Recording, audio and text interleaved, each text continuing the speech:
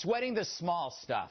As President Obama packs up his suitcase for an 8-day vacation to Martha's Vineyard, some conservatives are using the opportunity to hammer him for his jet-setting, golf-playing, and his hipper-than-thou late-night TV appearances. But I think that all this nitpicking just distracts from the issues that really matter, like the economy, Obamacare, the IRS, the list goes on and on. Joining us now from Macon, Georgia, Fox News contributor Erick Erickson. So, Erick, I just think the jabs over vacations and golf take away from bigger stuff, and that helps the president in the long run. Where am I going wrong here? Well, I think in and of themselves, I would agree with you, but overall, I think they go to a larger narrative. I mean, take, for example, the president telling Hispanic voters in 2012 Republicans are your enemy, or in 2008, go to a knife fight with a gun. Well, then all of a sudden, it's no surprise that the IRS feels it has license to harass conservatives because of the president's rhetoric. Or take his playing golf and going to Martha's Vineyard. Yeah, they in and of themselves are small ball, but when you consider that Washington seems out of touch, and more than 70% of Americans think the president and Washington in general are really out of touch with ordinary lives, then together with these larger issues, I think they do play a role. Well, you changed my mind. What am I going to do the rest of this segment?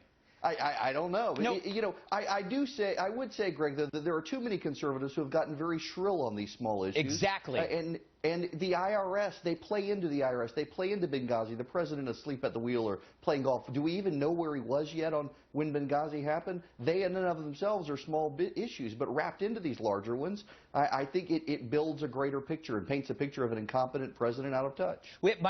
My concern is, or the thing that bugs me is that vacations and golf provide alluring visuals when you're doing a story, as you've seen many times here just on this very program in the last 4 minutes.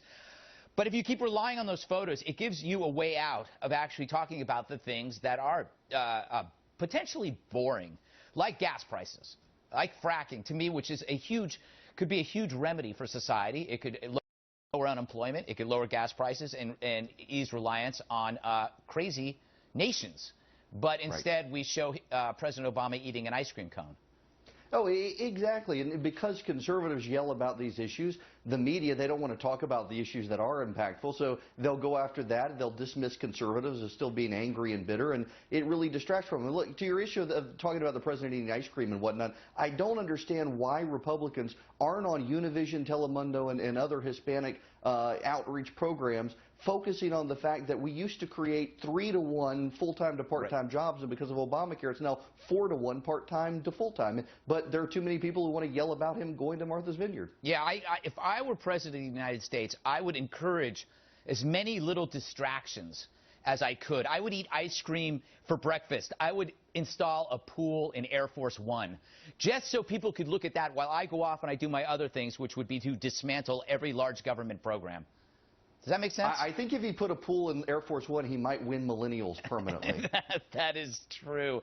But the other issue here, don't conservatives end up falling victim to the boy who cried wolf syndrome? Yes. If you keep chasing, so. Because some of these outrages, these little things, are actually fairly legitimate, but because they crowd the field, the bigger issues, the bigger stuff, people tend to.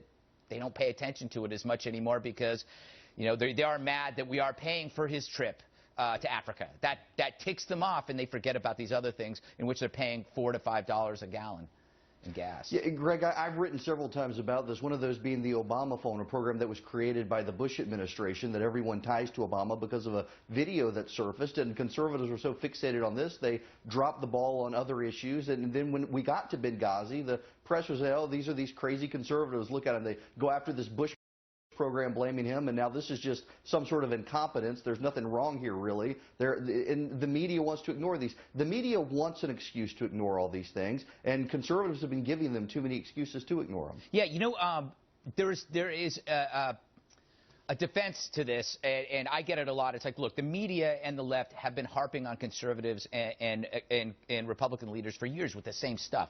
They play dirty. And the idea of taking the high road means you're going to lose. Can you, without adopting those strategies, win? Oh, I think so. I think at the end of the day, the American people get really tired of the attack. Look, George Bush got reelected to a second term with a constant attack from the media and the Democrats. And in fact, many of the things the media won't report on Barack Obama, they would attack George Bush for. He still managed to get reelected. Conservatives, if they take the high road, once they have a critical issue, it resonates, like the IRS scandal, like Obamacare. Well, thank you, Eric. This weekend I'm actually heading to Frank's Vineyard. It's just a pub, though.